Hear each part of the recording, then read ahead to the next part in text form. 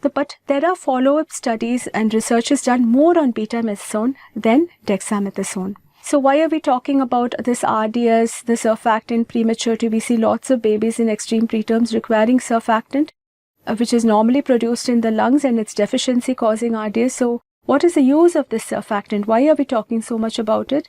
Okay, so the surfactant is a surface active substance which lowers the surface tension.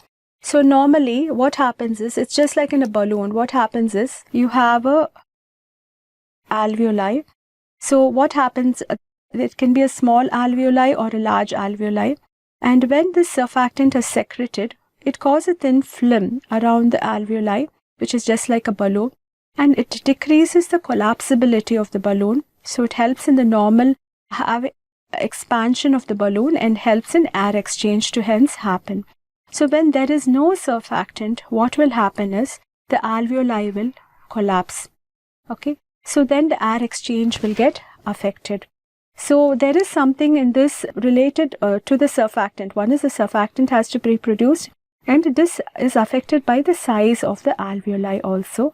So we have a formula saying that pressure is equal to 2 into surface tension divided by R. So where T is the surface tension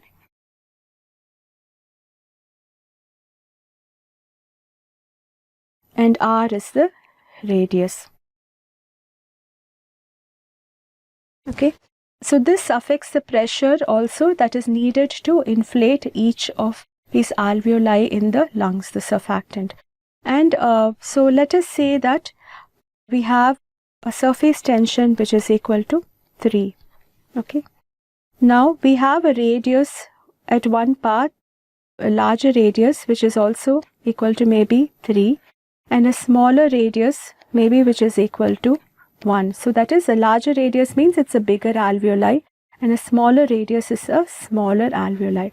So for the larger radius of 3, if we say the pressure, so it will be 2 into surface tension, which is 3, divided by 3, which is equal to 6 divided by 3. So the pressure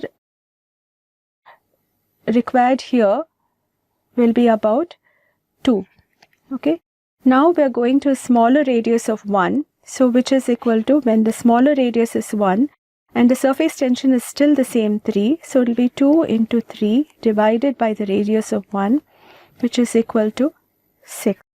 So for a larger radius, you require a smaller pressure, and for a smaller radius you require a larger pressure to inflate it.